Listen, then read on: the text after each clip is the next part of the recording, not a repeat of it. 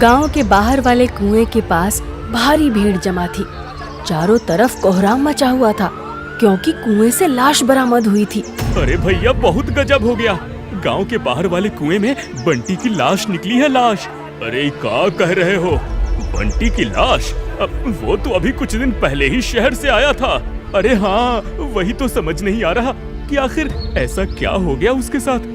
अरे इतने भले इंसान का कौन दुश्मन हो सकता है? अनर्थ हो गया भाई, अनर्थ हो गया। और कौन होगा? मुझे तो लगता है सरपंच ही है इसके पीछे। अरे सुना है उसकी बेटी के साथ शहर में बंटी का नैन मटक्का चालू था, तो क्या इतनी सी बात के लिए उसने उसकी जान ले ली? जैसे ही बंटी की लाश मिली, उसकी मौत की खबर आग की तरह पूरे गांव में फैल चुकी थी।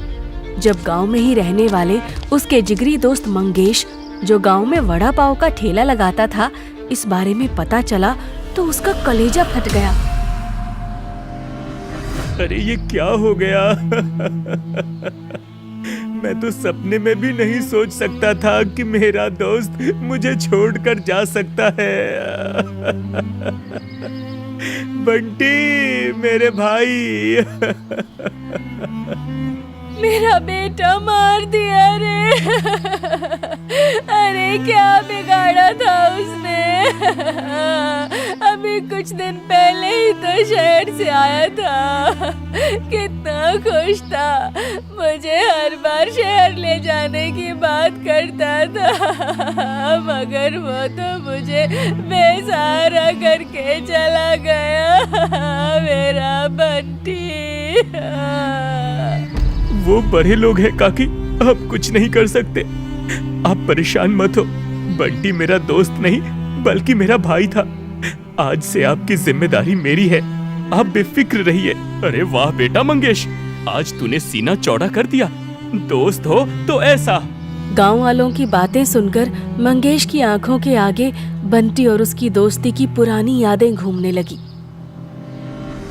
ये उस समय की बात थी जब मंगेश और बंटी की परीक्षा के परिणाम आने वाले थे। दोनों काफी तनाव में थे। आज हमारे एग्जाम का रिजल्ट आने वाला है, मुझे तो बहुत डर लग रहा है। अरे डर कैसा?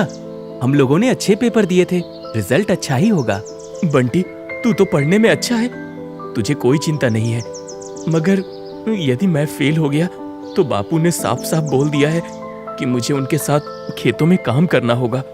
अरे तू बेकार ही चिंता कर रहा है। तू तो ये सोच तू कितना खुशनसीब है कि तेरे पास तेरी फिक्र करने के लिए बाप तो है। मेरे पास तो केवल माँ है। मुझे हर हाल में ये परीक्षा पास करनी है ताकि आगे पढ़ाई कर सकूं। दोनों बातें ही कर रहे थे कि एग्जाम का रिजल्ट आया। उनके दोस्तों ने बताया कि मंगेश एग्जाम में फेल हो गया था। वहीं बंटी न केवल पास हुआ था बल्कि उसे स्कॉलरशिप भी मिली थी। यार मैं बहुत खुश हूँ। अब मैं अपनी आगे की पढ़ाई करने के लिए शहर जा सकता हूँ। काश तू भी मेरे साथ चल पाता। तभी मंगेश के पिता वहाँ आ जाते हैं। अरे इस मूर्ख से तो कोई उम्मीद ही मत करो। इससे तो मैं खेतों में भी काम न करवाऊंगा। इसे तो ठेला लगवा दूंगा। गली गली जब ठेले पर सामान बेचेगा तो अगली ठिकाने आ जाएगी। नकारा कहीं का। अरे तू किसी काम का नहीं है। देख अपने दोस्त बंटी को। ये कहते हुए मंगेश के पिता उसे डांटने लगे तो वहाँ पर खड़े उसके दूसरे साथी हंसने लगे। बंटी को भी हंसी आ गई, वो भी उनके साथ हंसने लगा। अरे पिताजी, आज तो खुशी मनाइए, मेरे दोस्त ने कुछ बड़ा किया है। समय बीतता गया। बंटी शहर पढ़ने के लिए चला गया और मंगेश गांव में अकेला रह गया। कुछ सालों बाद जब बंटी गांव वापस आया तो वो एक कैमरा लेकर आया था। अरे कैमरा क्यों लेकर आया? आजकल तो सबके मोबाइल में कैमरा होता है। अरे ये स्पेशल कैमरा है, इसकी जूम क्वालिटी बहुत ही अच्छी है। अरे एक फोटो खींचने के लिए इतनी मेहनत हमसे नहीं होगी। हमारा तो मोबाइल ही अच्छा है, तुरंत फोटो निकाल लो। हमें नहीं चाहिए तुम्हारा कैमरा। कैमरे से कुछ ऐसी रिकॉर्डिंग और फोटो खींचकर तुझे बताऊंगा ना कि तू खुद ये कैमरा मुझसे मांगेगा। अच्छा वो सब छोड़ और बता, भाभी कैसी हैं? ज्यादा मैं फोन पे नहीं पूछ पाता। कैसे हुआ ये सब? अरे वो सब मैं फुर्सत में बताऊंगा। अब वैसे उसके बाप को तो तू जान ही रहा है, हमेशा उस पे नजर टिकाए रहता है। क्या बात कर रहा है? कुछ हुआ क्या? अरे पिछली बार तो उसने गुंडे भी भेजे थे। वो तो पिंकी ने मुझसे बोला कि उनको बोल दो हमारी बात नहीं होती, इसलिए मैं चुप रहा। उसके सामने से ले जाऊंगा पिंकी को, वक्त आने दे। अरे तू तो पूरा डायलॉग बाज बन गया है, हैं? चल तुझे वड़ा पाव खिलाता हूँ। चल आज साथ में ठेला लगाते हैं। तभी वहाँ ठेले के पास मंगेश के पिता आ गए। वो बंटी को देखकर बहुत खुश हुए। अरे वाह बंटी बेटा, बहुत दिनों के बाद दिखे हो। अब क्या हालचाल हैं? बस बढ़िया काका, आप बताइए आप कैसे हैं? अरे हम क्या ही बताएं, कुछ इस नालायक को भी सिखा दो। सारा दिन बस मटर गश्ती करता रहता है। अब अपना क्या बताएं, बस जिंदगी कट रही है बेटा। कुछ दिन बीत जाते हैं। बंटी फिर मंगेश के ठेले पर आया और उसने अपने कैमरे में कैद हुई कुछ तस्वीरें मंगेश को दिखाई। ये देख, गांव में क्या गोरख धंधा हो रहा है।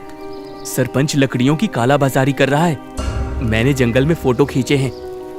एक गुप्त जगह पे सरपंच का ये काला कारनामा चालू है। अब इसे नहीं छोड़ूंगा। तो तूने उसके खिलाफ सबूत ढूंढ भी लिया, तो इसका क्या करेगा हैं? वो तो तेरा होने वाला ससुर है। ससुर हो या कोई रिश्तेदार, मैं तो कभी भी गलत का साथ नहीं दूंगा। ये सबूत लेकर मैं पुलिस के पास जाऊंगा। तुम उन लोगों को नहीं जानते, वे लोग खुद को बचाने के लिए किसी भी हद तक जा सकते हैं। इंस्पेक्टर साहब, मैंने उसे मना किया था, फिर भी उसने मेरी बात नहीं मानी। सरपंच, मैं गवाह बनूंगा अपने दोस्त की मौत का और तुझे सजा दिलवा के रहूंगा। तू ही कातिल है मेरे दोस्त का। अरे पागल हो गया है क्या? मैंने उसे नहीं मारा। मैं उसे क्यों मारूंगा? पूरे गांव को पता है वो तुम्हारी लड़की को पसंद करता था, तो तुमने उसे रास्ते से ही हटा दिया। तुमने ऐसा क्यों किया? इंस्पेक्टर साहब, ये दोस्त की मौत के सदमे से पागल हो गया है। मैंने कुछ नहीं किया। सच और झूठ का पता तो मैं लगा लूंगा। हवलदार, फिलहाल सरपंच जी को कस्टडी में लेके पूछताछ चालू करो। हवलदार सरपंच से पूछताछ शुरू कर देता है। तभी मंगेश अचानक से बोलता है, इंस्पेक्टर साहब, मुझे याद आ गया। इस सरपंच की काली करतूत बंटी के कैमरे में कैद है। क्या बात कर रहे हो? कहाँ है वो कैमरा? इंस्पेक्टर साहब, हो न हो जरूर उसी कुएं में होगा। वो हमेशा उसे अपने साथ रखता था। अगर वो कैमरा हमें मिल जाए तो सब साबित हो जाएगा। मंगेश पुलिस को लेकर उस कुएं के पास पहुंचा जहां लाश मिली थी, क्योंकि काकी के घर पर कैमरा नहीं मिला था। इंस्पेक्टर साहब, हो ना हो जहां पर हमें बंटी की लाश मिली थी वहीं पर कैमरा होगा। अगर ऐसा है तो हमें कुएं की तलाशी लेनी चाहिए। इंस्पेक्टर ने गोताखोरों को बुलाया और कुएं के अंदर से सामान निकलवाया। थोड़ी देर में कैमरा बाहर निकाला गया, मगर वो बहुत बुरी हालत में था। उसके लेंस टूट चुके थे। ये भगवान, ये क्या हो गया?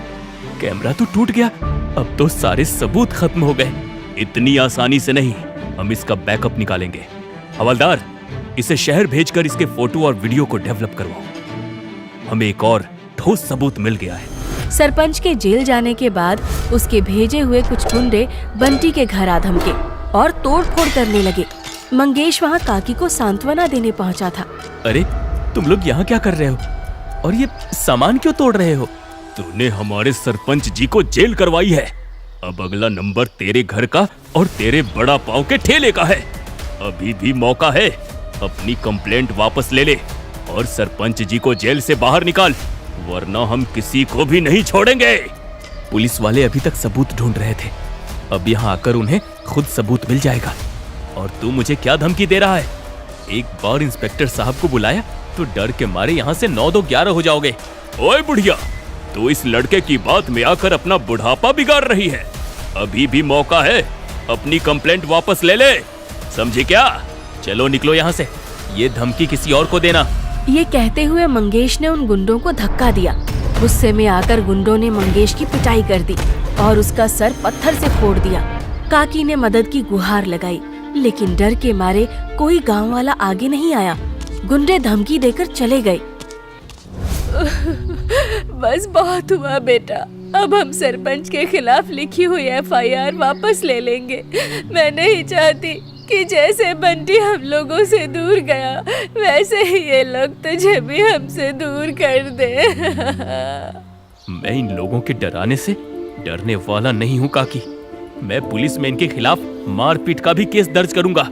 मैं अभी पुलिस स्टेशन जा रहा हूँ। मंगेश जोश में बंटी के घर से बाहर निकला तो सामने इंस्पेक्टर खड़े थे। वो भागकर उनके पास पहुंचा। अच्छा हुआ सर, आप यहीं मिल गए। मैं पुलिस स्टेशन ही आ रहा था और हम भी तुम्हारे ही पास आ रहे थे। हमें बंटी की मौत का असली सबूत मिल गया है।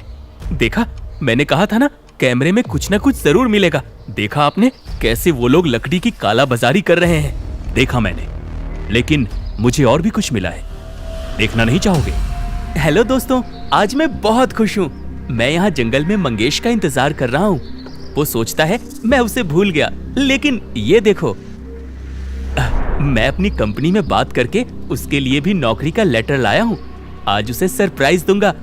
वो देखो, वो आ रहा है। रिकॉर्डिंग बंद करता हूँ अब और इसे हाइड कर देता हूँ, वो कहीं देख ना ले। सरप्राइज फेल हो जाएगा। ओए मंगेश! मंगेश के चेहरे का रंग उड़ गया और वो वहाँ से भागने लगा।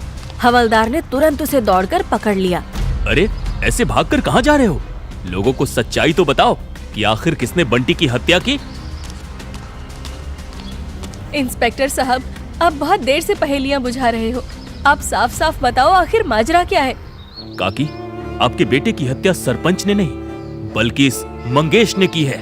नहीं, ये नहीं हो सकता। मंगेश तो मेरे बेटे जैसा है, वो अपने भाई की हत्या क्यों करेगा? अब वो तो यही बताएगा। सच सच बताओ मंगेश, क्यों मारा तूने उसे? मंगेश अब टूट चुका था। उसकी आंखों में अब नाटक नहीं बल्कि नफरत और पछतावा दिख रहा था। काकी, गलतफहमी नहीं हुई है, वो सच बोल रहे हैं। हाँ, मारा मैंने उसे। बचपन से लेकर आज तक पड़ोसी होने की वजह से उसकी कामयाबी पर मेरे पिता हर बात में मेरा और उसका कंपैरिजन करते थे। मैं उन्हें उसके आगे हमेशा नालायक ही लगता था। मंगेश की आवाज भारी हो गई थी। मैंने और उसने दोनों ने स्कॉलरशिप के लिए मेहनत की थी, मगर स्कॉलरशिप मिली उसे और वो शहर चला गया। और मैं यहाँ गांव में वड़ा पाव का ठेला लगा रहा हूँ। इसलिए मैंने उसकी हत्या की थी और उसकी लाश को कुएं में फेंका था, क्योंकि मैं जानता था कि कुछ दिन पहले सरपंच और बंटी की लड़ाई हुई थी।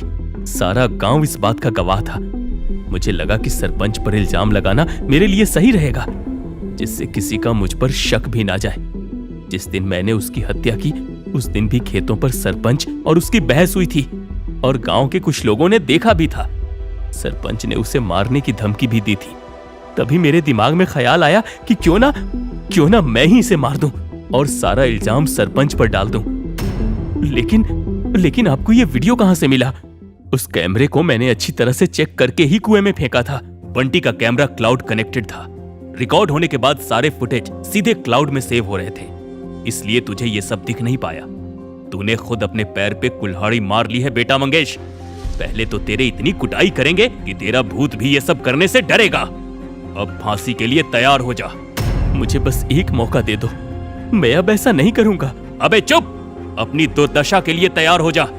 किसी दूसरी लकीर को छोटा करने के लिए अपनी लकीर को बड़ा करना पड़ता है, ना कि उसे मिटाना पड़ता है।